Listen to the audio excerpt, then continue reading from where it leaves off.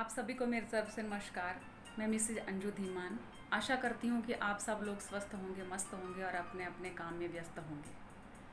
आज हम सब इकट्ठे होकर बैठे थे तो बच्चों ने अपने पापा को एक क्वेश्चन पूछा कि पापा आप तो डीजल मैकेनिक थे, तो फिर आपने नेटवर्क मार्केटिंग में इतना अच्छा काम कैसे कर लिया। तो उनके पापा ने उनको जवाब दिया, बेटा दुनिया का कोई भी काम मुश्किल नहीं है। अगर आपके पास एक अच्छा गुरु है जो आपको सही रास्ते पे ले जाए तो कोई भी काम मुश्किल नहीं, सब अपने आप हो जाता है। मैं आपको एक स्टोरी के जरिए बताना चाहूँगी। एक बार की बात है, नारद जी विष्णु भगवान जी से मिलने के लिए गए। विष्णु जी ने और माता लक्ष्मी ने उनका बहुत आदर सत्कार किया। काफ़ी देर बैठने के बाद उन्होंने बोला कि भगवान जी अब मैं चलता हूँ। उनसे विदा लेके नारद जी दरवाजे के बाहर आए तो विष्णु जी ने लक्ष्मी जी को बोला कि लक्ष्मी, जहाँ नारद बैठे थे उस स्थान को गाय के गोबर से लीप दो। तो लक्ष्मी जी ने बोला कि प्रभु ऐसा क्यों। तो विष्णु जी ने बोला क्योंकि नारद जी निगुरे हैं, उनका कोई गुरु नहीं है, और जिनका कोई गुरु नहीं होता वो लोग जिस स्थान पर बैठ जाते हैं वो स्थान अपवित्र हो जाता है। इसलिए उसको गाय के गोबर से लीपना जरूरी है ताकि वो स्थान पवित्र हो जाए। ये सारी बातें नारद जी ने सुन ली। अभी नारद जी पीछे मुड़ के वापस भगवान जी से मिलने आए कि भगवान जी आप माता लक्ष्मी जी को ऐसा क्यों बोल रहे थे मेरे बारे में। तो भगवान जी ने बोला कि मैंने सही तो कहा। नारद जी आपका कौन गुरु है, आपका तो कोई गुरु है नहीं है, तो फिर आपको निगुरे ही कहा जाएगा ना। तो नारद जी ने बोला कि प्रभु कृपा करो, आप मुझे बताओ कि मैं किसको अपना गुरु बनाऊं, मैं गुरु कहाँ से लाऊं। प्रभु जी ने बोला कि नारद जी आप ऐसा करो, धरती पर जाओ और वहाँ जाकर आपको जो पहला इंसान मिले उसको अपना गुरु बना लेना। नारद जी भगवान जी से आज्ञा लेके धरती पर आए। जैसे वो धरती पर आए उन्हें एक मछुआरा मिला। अब मछुआरे को देख के नारद जी सोचने लगे कि ये मेरा गुरु कैसे हो सकता है, ये तो एक मछुआरा है, ये तो मछली पकड़ने का काम करता है, ये मुझे क्या सिखाएगा। तो वो वापस भगवान जी के पास जाकर बोलते हैं कि भगवान जी मुझे एक मछुआरा मिला धरती पर, तब मैं उनको अपना गुरु कैसे बनाऊं। भगवान जी ने बोला, नारद जी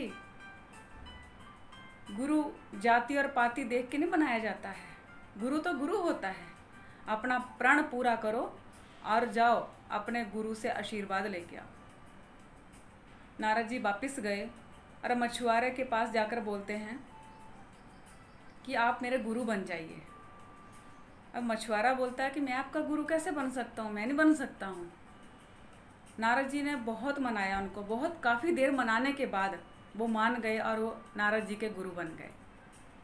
अब नारद जी भगवान जी के पास आए, बोलते भगवान जी मैंने उनको गुरु तो बना लिया पर वो मुझे क्या सिखाएंगे, उनको तो कुछ आता नहीं है। भगवान जी क्रोध में आ गए। उन्होंने नारद जी को श्राप दे दिया कि तुम अपने गुरु की निंदा करते हो मेरे सामने, जाओ तुम्हें 84 लाख योनियों में घूमना पड़ेगा। अब नारद जी भगवान जी के चरणों में गिर गए कि भगवान जी आपने श्राप तो मुझे दे दिया, अब इसका निवारण भी बता दो। भगवान जी ने बोला कि मेरे पास इसका कोई निवारण नहीं है, अपने गुरु से जाके बात करो, उनसे पूछो इसका निवारण क्या है।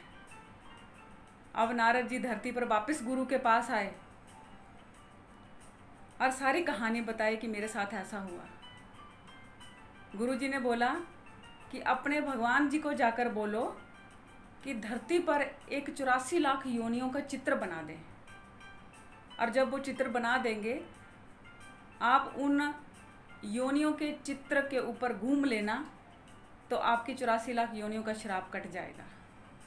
नारद जी ने भगवान जी से जाकर बोला कि मेरे गुरु जी ने ऐसा बोला है।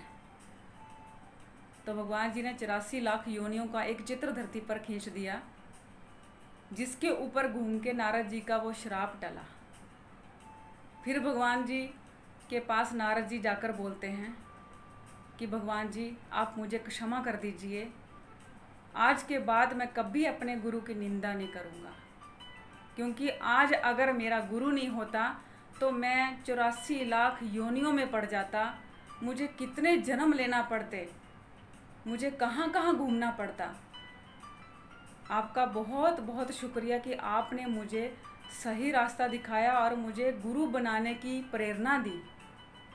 तो भगवान जी ने कहा कि तुमने देखा नारद जी, आप तो बोल रहे थे कि मेरे गुरु को कुछ नहीं आता है, वो कुछ नहीं जानते। आप तो अपने गुरु की निंदा कर रहे थे। जिस गुरु की आप निंदा कर रहे थे, आज उसी गुरु ने आपको आपकी समस्याओं में से निकाला है। तो देखा आपने गुरु की महिमा कितनी अपरंपार है। इस स्टोरी से हमें ये शिक्षा मिलती है कि कभी भी अपने बनाए हुए गुरु की निंदा मत करो, क्योंकि गुरु हमें उसी तरह जीवन में संभाल लेते हैं जिस तरह से हम तार पर कपड़े सुखाने डालते हैं, उनके ऊपर एक क्लिप लगाते हैं ताकि वो हवा में ना उड़ जाए। गुरु भी हमें उसी तरह से संभालते हैं कि मेरा शिष्य कहीं परिस्थिति में फंस ना जाए, कहीं किसी समस्या में उलझ ना जाए। वो हमें हमारी उलझनों से बाहर निकालते हैं, क्योंकि गुरु बिना गति नहीं। नेटवर्क मार्केटिंग में मैंने अक्सर देखा है कि कई लोग अपना बहुत दिमाग चलाते हैं कि हम तो पढ़े लिखे हैं जी, हमको सब कुछ आता है, हम सब कुछ अपने आप ही कर लेंगे, गुरु की क्या ज़रूरत है। मैं उनसे ये कहना चाहूँगी कि बिना गुरु के कभी गुजारा नहीं है। जिनका कोई गुरु नहीं होता वो निगूरे माने जाते हैं। जैसे विष्णु जी ने बोला था कि निगूरे लोग जिस स्थान पर बैठ जाते हैं वो स्थान भी अपवित्र हो जाता है। तो गुरु की महिमा कितनी अपरंपार है। गुरु बनाना कितना ज़रूरी है हमारी लाइफ में। गुरु ही हमें मझधार से बाहर निकालता है।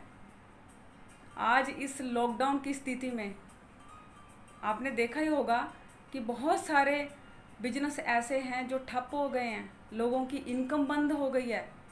एकलौती नेटवर्क मार्केटिंग है जो हमारे मेंटर की वजह से, हमारी अपलाइन की वजह से चल रही है, जो हमें सही रास्ता दिखा रहे हैं,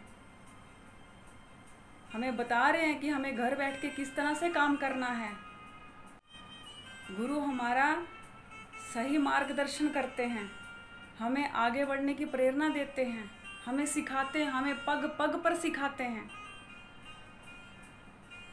मैं इतना कहना चाहूँगी, गुरु गूंगे गुरु बावरे, गुरु के रहिए दास,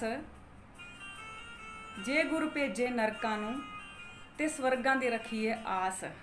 आपका गुरु कैसा है? गूंगा है, बहरा है, पागल है, कैसा भी है, गुरु तो गुरु है। अगर हमारा गुरु हमें नरक के द्वार भी भेज रहा है ना, तो हमें हमेशा यही सोचना चाहिए कि ये हमारे गुरु ने हमारे लिए स्वर्ग का द्वार ही खोल दिया है।